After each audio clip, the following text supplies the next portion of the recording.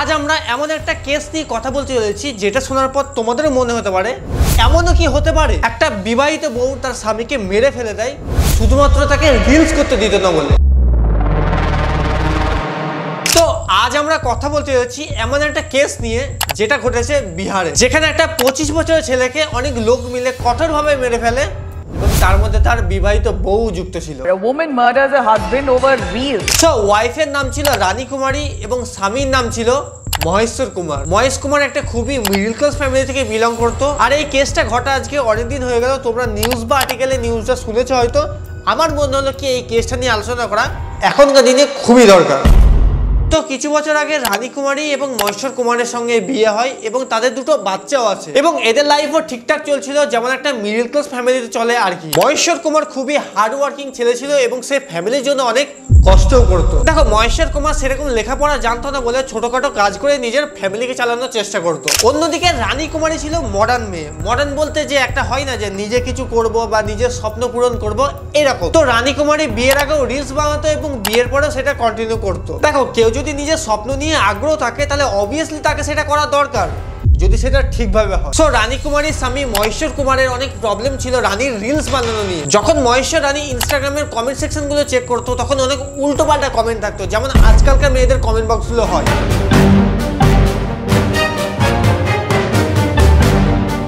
সেগুলো দেখার পর মহেশ্বরের খুবই খারাপ লাগতো আর মহেশ্বর রানীকে বলতো যে তুমি এগুলো করো না, আমি যে কোনো কাজ করে টাকা কামিয়ে নিয়ে আসবো, তোমাকে এইসব না করলেও আমাদের সংসার খুবই ভালো করে চলে যাবে। বাট রানীর মাথায় এইসব কথা ঢুকতো না, কারণ রানী অলরেডি ভিডিও বানাতে বা রিলস বানাতে অ্যাডিক্টেড হয়ে পড়েছিল।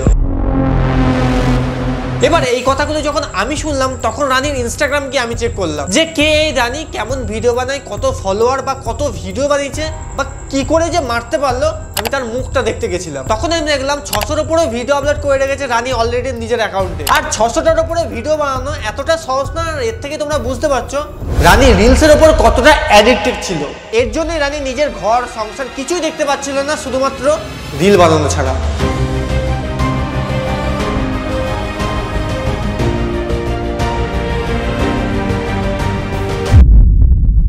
এরপরে রানীর সঙ্গে আলাপ হয় মোহাম্মদ সাজাকের, আর তারপরে রানীর সঙ্গে সাজাকের প্রেম কাহিনী শুরু হয়। তো মহেশ্বর বেশিরভাগ বাড়ির বাইরেই থাকতো নিজের কাজের জন্য। আর কিছুদিন আগে কলকাতার কোনো জায়গায় একটা ভালো কাজও পেয়েছে কনস্ট্রাকশন এরিয়াতে। আর এই জবটা নিয়ে মহেশ্বর অনেক খুশি ছিল, কারণ এর আগে মহেশ্বরের কাছে কোনো স্টেবল জব ছিল না। কারণ কোনোদিন কাজ পেতো, কোনোদিন কাজ পেতো না, এইভাবেই চলতো তার জীবন। বাট ফাইনালি মহেশ্বর এমন একটা কাজ পেয়েছে যেটা আগের তুলনায় অনেকটাই স্টেবল, আর কলকাতা থেকে মহেশ্বর এই কাজটা করছিল। বাট এর মধ্যেই ও জানতে পারে তার বউয়ের সঙ্গে অন্য কোনো লোকের চক্কর চলছে,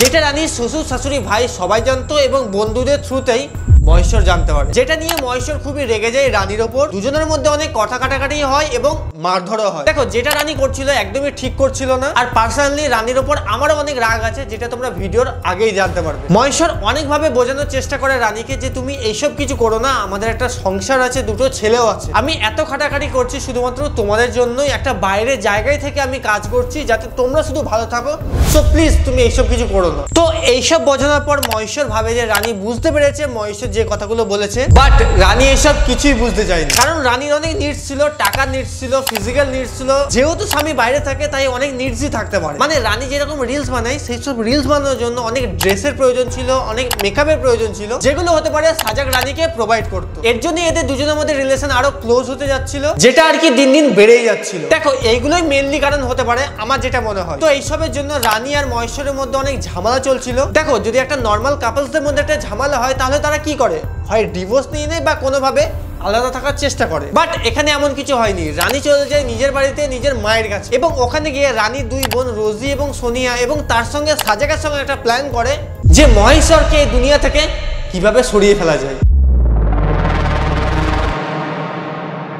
সো রানী নিজের মায়ের বাড়ি থেকে মহেশ্বরকে ফোন করে যে আমি মায়ের বাড়িতে আছি, তুমি আমাকে নিতে আসো। এইসব বলে কোনো না কোনো বাহানায় মহেশ্বরকে নিজের মায়ের বাড়িতে ডেকে নেয়। সো মহেশ্বর নর্মালি চলে যায় এই ভেবে যে রানী হয়তো সবকিছু বুঝতে পেরেছে, সে আবার ফিরে আসতে চায়। কিন্তু মহেশ্বর কি জানতো যে এটাই তার শেষ যাওয়া ছিল। তো মহেশ্বর নর্মালি চলে যায় এবং মহেশ্বর যাওয়ার পর রানী আর মহেশ্বরের মধ্যে শুরু হয় তর্ক বিতর্ক। সবার প্রথমে রানী এবং মহেশ্বরের মধ্যে তর্ক বিতর্ক শুরু হয় এবং অনেক উল্টোপাল্টা আর্গুমেন্ট দেওয়া শুরু হয়। মহেশ্বর বলে তুমি তো এরকমই মেয়ে, নিজের স্বামী থাকতে পরপুরুষের সঙ্গে চক্কর চালাও। সামনে থেকে রানীও বলে দেয় তোমার তো টাকাই নেই, তুমি কি কাজের। এইসব কথাবার্তা তর্ক বিতর্ক চলতে চলতে তর্ক বিতর্ক ক্রমশ বেড়ে যায় এবং তারপর তার দুই বোন রোজি, সোনিয়া এবং আজাদ ওখানে এন্ট্রি নেয়। যেটা দেখার পর মহেশ্বর একদম শক হয়ে যায় এবং একটু ভয়ও পেয়ে যায় যে এইসব মানুষ এখানে কি করছে, মানে ওর বোন, মা এরা তো ঠিক আছে, বাট সাজাক এখানে কি করছে। আর মহেশ্বর সাজাককে অনেক আগে থেকেই জানতো, কারণ মহেশ্বর আর সাজাক একই এলাকা থেকে বিলং করতো। ওখানে যখন মহেশ্বর সাজাককে দেখতে পায়, মহেশ্বর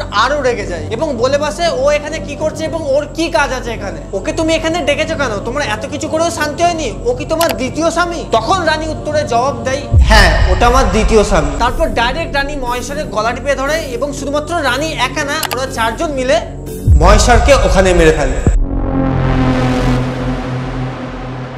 তো এইসব হওয়ার পর মহেশ্বরের বডি মাটিতে পড়ে থাকে এবং ওরা অনেক আনন্দ উপভোগ করে যে ফাইনালি পাপ বিদায় হয়েছে। এরপর বডি লুকিয়ে ফেলবো এবং তারপর আমরা শান্তিতে জীবন কাটাতে পারবো। এবং রানী তো এটাই ভাবছিল যে ফাইনালি পথের কাঁটা চলে গেছে, এবার আমি স্টার্ট হতে পারবো। এইসব কিছু হওয়ার পর ওরা সবাই মিলে প্ল্যান করে যে বডি কিভাবে লুকিয়ে ফেলে দেবে। দেখো ওদের কি প্ল্যান ছিল বা বডি কিভাবে লুকিয়ে ফেলবে এটার কোনো এক্স্যাক্টলি কেউ জানে না। এখানে এরপরেই আরেকজনের এন্ট্রি হয়, যার নাম হচ্ছে রুবাল। রুবাল হচ্ছে মহেশ্বরের ভাই। রুবাল মহেশ্বরকে ফোন করেছে ভাই তুমি কোথায় আছো, অনেক দেরি হয়ে গেছে, এখনো বাড়ি আসছো না কেন, তার জন্য। তো রুবাল মহেশ্বরকে ফোন করে এবং মহেশ্বরের ফোন ধরে কেউ অন্যজন, কারণ তখন তো মহেশ্বর মারা গেছে।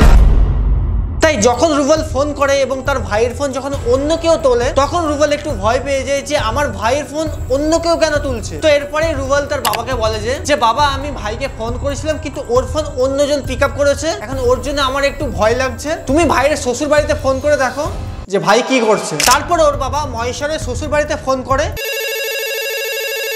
কিন্তু ওদের বাড়িতে কেউ ফোন ওঠায় না। কিন্তু তারপর মহেশ্বরের ফোনেও ফোন করে, কিন্তু সেই ফোনও কেউ ওঠায় না। সো তারপর দেরি না করে ওর বাবা মহেশ্বরের শ্বশুর বাড়ির উদ্দেশ্যে বেরিয়ে পড়ে এবং সেখানে গিয়ে যা দেখে সেটা একটা বাবার পক্ষে দেখা অনেকটাই হার্ড ব্রেকিং এবং যেটা সহ্য করা এতটা সহজ না। একটা গাড়ি ওদের একটু সামনেই দাঁড়িয়ে থাকে এবং মহেশ্বরের ডেড বডি ওরা চারজন মিলে ওই গাড়িতে ওঠাতে যায়। তখন ওর বাবা জিজ্ঞাসা করে যে আমার ছেলেকে কোথায় নিয়ে যাচ্ছ। তারপর রানীর পরিবারের লোকজন বলে যে ওর একটু শরীর খারাপ, তাই ওকে একটু হসপিটালে নিয়ে যাচ্ছি। বাট রামপ্রসাদ জি মানে মহেশ্বরের বাবা দেরি না করে ডাইরেক্ট পুলিশকে ফোন করে এবং তারপর যখন ওনার ছেলেকে দেখে তখন দেখে যে মহেশ্বরের মধ্যে প্রাণটাই নেই। এরপরে পুলিশ চলে আসে এবং তারপর রানীকে এবং তার পরিবারকে গ্রেপ্তার করে নেয়। পুলিশ ওদের কাস্টাডিতে নিয়ে নেয় এবং সাজাত অনেক আগেই ওখান থেকে পালিয়ে যায়। এদিকে মহেশ্বরের বাড়ির লোকজন তার ছেলেকে হারায়, তার কারণ হচ্ছে সে তার বিবাহিত বউকে বোঝাতে চেয়েছিল, তার বউকে কোনো কিছু ভুল করার আগে আটকাতে চেয়েছিল। শুধুমাত্র এইসব জিনিসের জন্য মহেশ্বর নিজের প্রাণটা দিয়ে দেয়। মানে রানীর মায়ের বাড়ির লোকজনেরা এটুকু বুঝতে পারছিল না যে রানী যেটা করছে সেটা ভুল করছে। আর যদি রানীর মহেশ্বরের উপর ভালোবাসা না থেকে থাকে তাহলে ডিভোর্স নিয়ে নিতে পারতো বা আলাদা থাকতে পারতো, কিন্তু এতগুলো রাস্তা থাকা সত্ত্বেও রানী মহেশ্বরের প্রাণ নেওয়াটাই বেছে নিল। জানি না মানুষের বুদ্ধি কোথায় থাকে এইসব করার সময়। মানুষ নিজের সংসার ছেড়ে ফেমের পেছনে পাগল হয়ে যাচ্ছে। আরে এইসব সোশ্যাল মিডিয়াতে কিচ্ছু নেই। যে তোমার সঙ্গে আছে এত বছর ধরে, যে তোমার সঙ্গে থাকছে, তোমার সঙ্গে থাকতে পছন্দ করছে, তার কথা ভাবো। সোশ্যাল মিডিয়া একটা আসবে, একটা যেতেই থাকবে, কিন্তু মানুষ একটা চলে গেলে আর ফেরত আসবে না। দেখো জানি এটা শোনার পর রাগ তোমাদেরও হচ্ছে, বাট নিজেরাও এই জিনিসটা খেয়াল রেখো। আমার যা বলার আমি বলে দিয়েছি, তোমাদের কি মন্তব্য সেটা কমেন্ট বক্সে জানাও। মানে এত কিছু হতে পারে যা শুধুমাত্র রিলসের জন্য, মানে একটা ফেমের জন্য, সেটা ধারণার বাইরে। তো তোমরা কমেন্ট বক্সে জানাও তোমাদের মতামত কি। আর হ্যাঁ, তোমরাও চাইলে বলতে পারো কমেন্ট বক্সে যে আমি কোন টপিকটা নিয়ে পরে আলোচনা করব। দেখা হচ্ছে পরের ভিডিওতে, ততদিনের জন্য বাই।